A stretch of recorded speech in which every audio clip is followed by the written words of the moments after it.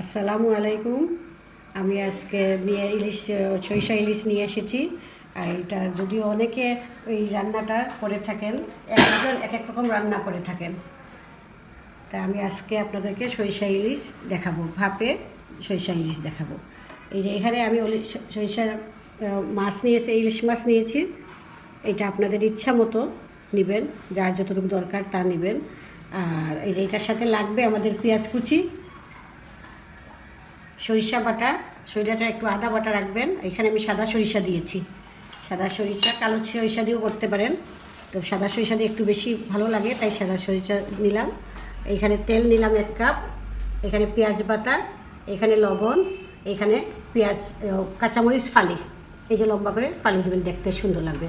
একটু মরিচ লাগবে, একটু হলুদ লাগবে, খুবই সামান্য। এখন আমরা হাঁড়িতে মাছ নেই। প্রথম নেব পেঁয়াজ। এখানে 3 টেবিল চামচ আছে, পেঁয়াজ একটু কম বেশি করা যায়। সাথে আমি সরিষা বাটা নিলাম 3 টেবিল চামচ হবে। এখানে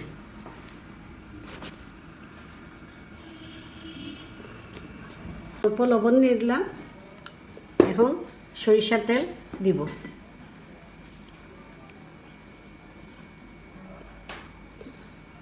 সেটা 3 ভাগের 1 কাপের 3 ভাগের 1 ভাগ দিলাম। দিয়ে প্রথম মশলাটাকে মাখিয়ে ফেলতে হবে। সামান্য হলুদ একদম কম, এই যে অল্প অল্প হলুদ। মরিচের গুঁড়া খুবই সামান্য।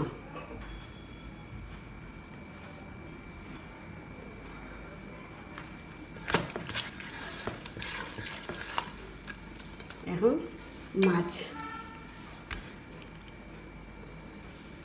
ডিম সহ মাছ কেটেছি, ডিম ছাড়াও দিতে পারবেন।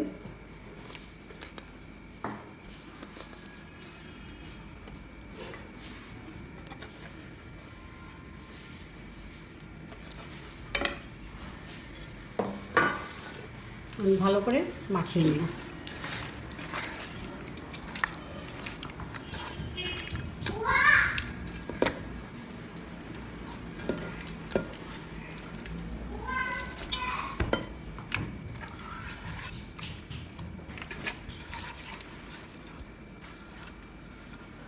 এখন পেঁয়াজ কুচি একটু লবণ দিয়ে, এই যে একটু লবণ দিয়ে পেঁয়াজটাকে নরম করে ফেলবো মাখিয়ে, এই যে এইভাবে।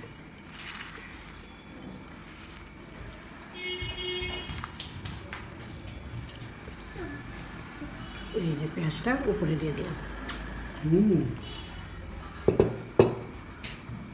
এখন তেল দিব, আবার তেল দিব উপরে।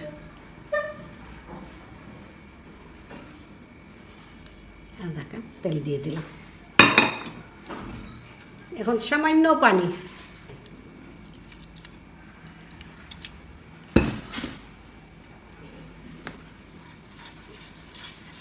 এখন চুলায় যাই, উপরে কাঁচামরিচ দিয়ে দিই। কাঁচামরিচ ফেলে 10-12টা কাঁচামরিচ ফেলে দিয়ে দেবেন। ঝাল আপনি যেভাবে খান, একটু বেশি দিলেও অসুবিধা নেই, কম দিলেও অসুবিধা নেই। এখন চুলায় যাব, তাওয়া দিলাম, তাওয়ার উপরে হাঁড়িটা বসাই দিলাম। আমি যখন শিখেছি তখন কিন্তু পানির উপরে হাঁড়ি, বড় হাঁড়ির মধ্যে পানি নিয়ে পানির উপরে মাছটা দিয়েছি, পুডিংয়ের মতো। কিন্তু এখন আমি আস্তে আস্তে এটাকে ইজি করে তাওয়াতে নিয়ে চলে এসেছি। আপনার ইচ্ছা করে বড় হাঁড়িতে পানির মতো নিয়েও বেশি সময় লাগে, 1 ঘন্টা সময় লাগে, তখন আপনার হাঁড়িটা বসে পুডিং যেভাবে বানায় সেইভাবে বানাইতে পারবেন। আর তাওয়া দিলে খুব তাড়াতাড়ি, খুব সহজে হয়ে যায়। এটা আমার শাশুড়ি মার কাছ থেকে শিখেছি। খুবই টেস্ট, আপনারা বানাইয়ে দেখবেন, টেস্ট করে দেখবেন, খেয়ে দেখবেন, অন্যরকম মজা। এখন ঢাকনা দিয়ে দেই, আর 20 মিনিট থেকে 25 মিনিটের মধ্যে আমাদের হয়ে যাবে। নামানোর আগে আবার সরিষা তেল একটু উপরে দিয়ে দেবেন, তাইলে সরিষা তেলের ঘ্রাণটা আসবে। এখন আমার এটা হয়ে গেছে। এখন তাওয়াটা সরাই দিব। সরাইয়া যদি পানি মনে হয় একটু বেশি, তাহলে ঝুলটা টানবে, আগুন কমাই দিবেন, একদম স্লো আছে রাখবেন। এখন নামানোর আগে আপনি আবার সরিষা তেল একটু দিবেন।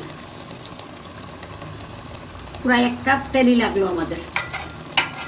আলহামদুলিল্লাহ, খুব সুন্দর কালার হয়েছে। এই দেখেন, 5 মিনিট এইভাবে রেখে পুরো 1 কাপ তেলই লাগলো আমাদের। এখন একটু বুঝতে পারছেন তো, তাওয়া দিবেন যখন 20 মিনিট বা 15 মিনিট পর তাওয়াটা সরাই ফেলবেন। সরাইয়া একটু সুন্দর যখন ঘন হয়ে আসবে তখন উপরে নামানোর আগে আবার আপনি দিবেন সরিষা তেল দিয়ে, তারপর 5 মিনিট রেখে দমে রেখে নামাই ফেলবেন। এই যে দেখেন কত সুন্দর কালার আসছে। এইভাবে আপনারা রান্নবেন, ইনশাল্লাহ ভালো লাগবে। মনে হয় আপনারা খেয়ে বুঝবেন ভালো লাগলো কিনা।